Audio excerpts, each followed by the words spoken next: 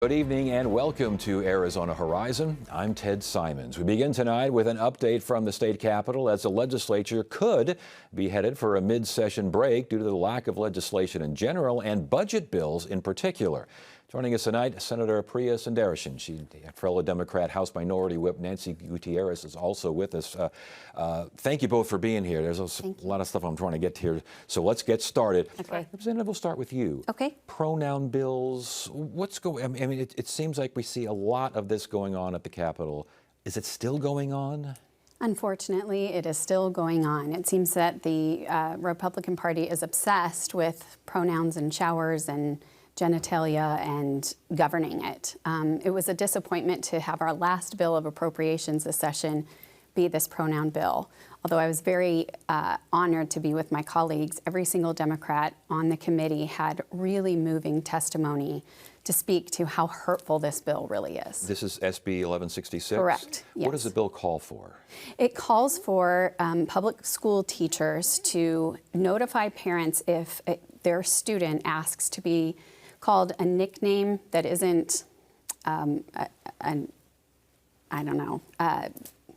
Gender specific? No, or? The nickname like Patty is short for Patricia. If it's anything other than that, we would have to notify the parent, or if they want to be called by a pronoun other than the one assigned to them at birth. And so what it essentially asks is for teachers, like myself, I'm a public school teacher, to out students to their parents, which is very, very harmful.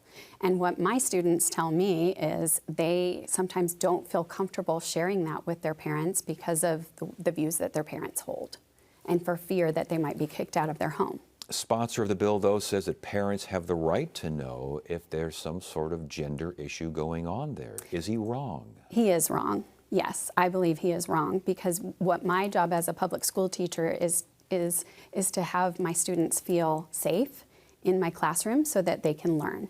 And if I can make them feel safe by just listening to their preferred pronoun, then I'm going to do that, and I'm going to show them that respect. I feel that a lot of them, it's a time of questioning in high school. What pronoun do I want to use? What is the harm of them trying out different pronouns? Well, and I think, again, the sponsor would say, what is the harm of letting the parent know if there is a question of a gender issue going on there, because they are, after all, their parents. How do you respond to that? Well, I agree with Representative Gutierrez, though. These children who want to be known by different pronouns, they have reasons for doing so if they're not telling their parents. When we heard it in the Senate side, this bill, we mentioned that some of the children who are going through the questions about their gender are some of the most vulnerable people. And so we don't want to do anything that would harm them before they're ready to. And again, when the sponsor and the Republican Party, Republican lawmakers say that most parents would embrace their kids and would love their kids regardless of this kind of a situation. Are you not buying that? I wish that were true, and of course we want to make sure that everyone has that safe and loving environment, but I think Representative Gutierrez as a teacher knows that that's not always the case. It's not always the case. I have had students who absolutely cannot be themselves around their parents, and they want to be themselves at school. And it's heartbreaking, but it is certainly not my responsibility to insert myself into a family dynamic and tell parents something that they don't ask their children themselves. And that's what I said in committee. If you don't know what pronouns your child wants to use, it's probably because you've never asked them. Or they don't want to tell you? I think it's more a question of ask. I think as a parent myself, I've asked my children, and I was prepared with whatever answer they gave me. And I think it's just my job as a teacher to make my students feel safe. And Where is this going? What's next with all this? Well, I think if it will pass party line on the floor, and it will be vetoed by the governor, is my guess and my hope. And this was a ballot referral originally, was it not? That one, I'm not sure. Something was a ballot referral, and I think that never made it. Did I get that right? There's been many ballot referrals. It's so hard to keep track. Yes. All right, I want to get to you because I want to talk about what happened regarding the right to contraception and what this was all about. I believe I refer to this as a little bit of attempted legislative jujitsu here. What happened? Thank you, Ted. Yeah, absolutely. What happened was an attempt at this jujitsu. I had introduced, as well as Representative Stephanie Stahl-Hamilton, had introduced the right to contraception as a bill at the beginning of session.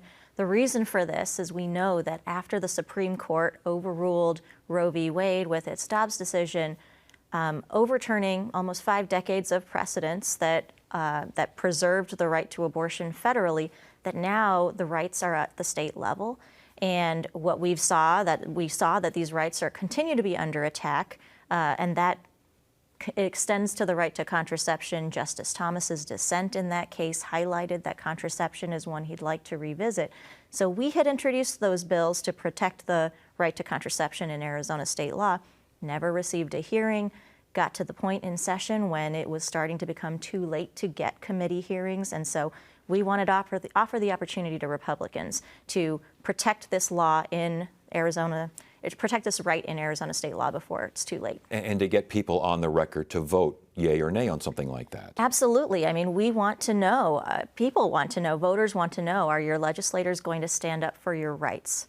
Critics call this little more than performance theater because, as you mentioned, there are no Arizona laws now regarding contraception, and this was just a way to show Republicans believe in X, Y, Z. How does this differ from when Republicans send something to the governor that they know she's not going to sign, but again, they want to make her look bad? How does this differ? It differs greatly. I mean, there's a little bit of theater in everything that occurs at the legislature, but we are trying to preserve a right in the state law. There may not be a tax right now in Arizona on these rights, but we know that there are other places where some of these rights are under attack.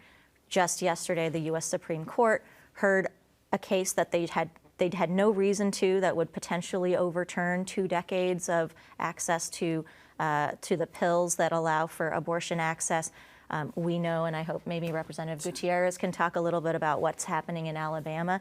Voters want to know, and they will be seeing at the ballot box who's willing to stand up and protect their rights. Yeah, we don't have time for Alabama, but we do have time for Arizona. Okay. And we do have time to talk about what apparently is not happening regarding the budget. What's going on here? Well, we are ready, willing, and able to speak about the budget, but of course we need to get these bills through our third reads first. Mm-hmm. We are hearing rumors about maybe a break, and that is controlled by the party in charge, by the Republicans. But one good reason to wait for the budget is that we're waiting for April 11th for the newest numbers in our state. We're hoping, it seems, that our revenues will be a little bit better than we saw in January. And so we will still be in a deficit. We will still need to make cuts. But we're hoping that with those revenues higher, we will have to make fewer cuts. And I'm hearing from Republicans that they want to have budget talks, but the governor doesn't. She keeps rescheduling. Do you think this is what's going on? Is she just waiting out for different, why is there no movement here? I think they may say so, but I think everyone benefits when we wait for those updated numbers so that we can put a good budget in place. I'll also note that we are still trying to push through or approve agency continuations. Yes. A lot of these agencies are currently being held up, particularly in the Senate, as to whether we'll even have those agencies in July or not. Is there any movement at all on those? In some movement, but I think there are some agencies that we did vote to continue just recently. There are other major agencies that still remain in limbo, and I think we need to address that before we can figure out the budget. And I would think a break would be likely because if nothing else, you guys got to get out to campaign for offices. I mean, there's a lot of folks running for a lot of things. There are, but also for those of us who live in Tucson and outside of Maricopa County, to have to drive in and do the pledge and pray and then just drive home is a waste of resources. We would much rather be talking to constituents, doing work in our own communities, than just wasting time on the I-10 coming back and forth. So that's where we will utilize that break to be in our districts and do that work. Representative Nancy Gutierrez and Senator Priya Sundareshan, good to have you both here. Thank you so much for joining us.